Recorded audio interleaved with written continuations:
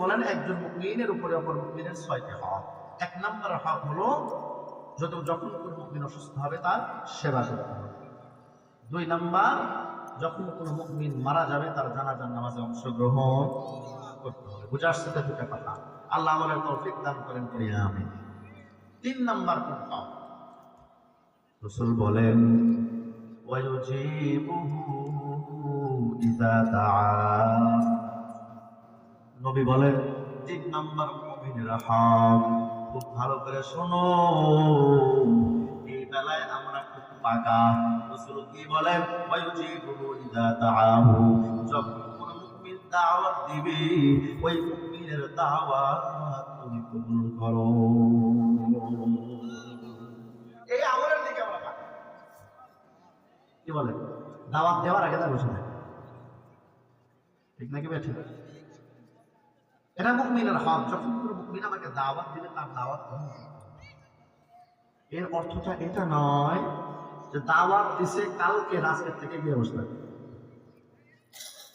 আবার এর অর্থ এটাও নেই একজন দাওয়াত দিল বলতেছে তোমার সঙ্গে আমার জমি নিয়ে দ্বন্দ্ব এখনো পর্যন্ত মেটে নেই, দাওয়াত দিছ, যতক্ষণ দ্বন্দ্ব মিটবে না এতক্ষণ তোমার দাওয়াতে ভাবে যাবো না। আসলে নেই দাওয়াত কবুল করে, এরকম হওয়া যাবে না। আবার অনেকে আছে সালাক বাঙালি, শুধু মনে করে দাওয়াত মানে শুধুমাত্র খানার দাওয়াত, অন্য কোনো দাওয়াত। রাসূল বলেন ওয়ায়ুজিবুহু ইযা দাআ, মুমিনকে যখন দাওয়াত দেওয়া হবে মুমিন দাওয়াত কবুল করবে। ও নবীর উম্মতের দল বসে নাও, এই দাওয়াত শুধুমাত্র খানার দাওয়াত হতে পারে না, এই দাওয়াত হতে পারে কোরআনের মাহফিলের দাওয়াত। যদি আপনাকে কোরআনের মাহফিলের দাওয়াত দেয় সেখানে দাওয়াত আপনাকে কবুল করতে হবে।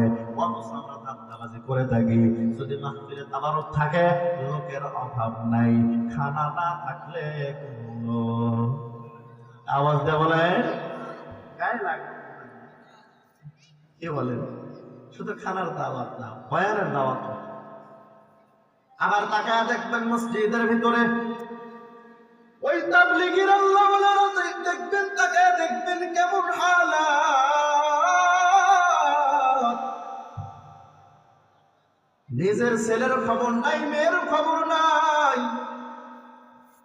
আল্লাহর দেওয়া জান, আল্লাহর দেওয়া মাল, আল্লাহর জমিনে আল্লাহর দিন প্রতিষ্ঠার জন্য আপনাদের মহল্লায় আসিয়া, আপনাদের এই মসজিদের ভিতরে থাকিয়া আমাদের বাড়িতে বাড়িতে দাওয়াত দেয় নামাজের জন্য, ফজরের নামাজের পরে চলে যায় দাওয়াতের জন্য।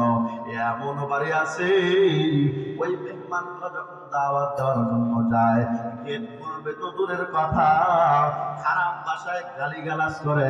এমন মুমিন দুনিয়ায় আছে নাকি না? আপনাদের এই মাগুরা কেমন কম বক্ত দেখছেন, কেমন জাহেল। দিলে একটু মায়াও ডাক দেওয়ার হুজুর এত সকাল সকাল আমার বাড়িতে নামাজের দাওয়াত দেওয়ার কোনো দরকার নাই, শুধাই শুধাই কেন আমার ঘুমটা নষ্ট করার জন্য আসলেন? বলেন কেন আমার ঘুম নষ্ট করার জন্য আসলেন? দাওয়াতের দরকার। আল্লাহর বান্দা নবী বলেন ওয়াইজিবুহু ইযা দাআহু, 3 নাম্বার হক, যখন কোন মুমিন দাওয়াত দিবে ওই মুমিনের দাওয়াত তুমি কবুল করো। করব তো ইনশাআল্লাহ, আল্লাহ তৌফিক দান করেন পড়ি আমিন। খুব কি কষ্ট হয়?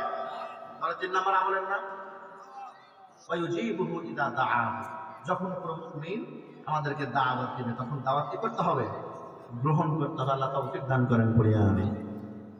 এর নবীর উম্মতের দাল 4 নাম্বার মুমিন কোন হক আদায় করবে? রাসূল বলেন ওয়ায়ুসাল্লিমু আলাইহি ইযা লাকিয়াহু, নবী ডাকতে পারে উম্মত ততক্ষণ পর্যন্ত তুমি পূর্ণাঙ্গ মুমিন হতে পারবা না যতক্ষণ পর্যন্ত এই 4 নাম্বার আমলটা তোমার ভিতরেও না থাকবে। ও নবী জানায়া দেন 4 নাম্বার কোন আমলটা আমার করা লাগবে? রাসূল বলেন ওয়ায়ুসাল্লিমু আলাইহি ইযা লাকিয়াহু, রাস্তায় চলার পথে, ওই ময়দানে যাওয়ার পথে যখন কোনো মুমিনের সঙ্গে তোমার দেখা হবে লম্বা করে তারে তুমি সালাম দাও।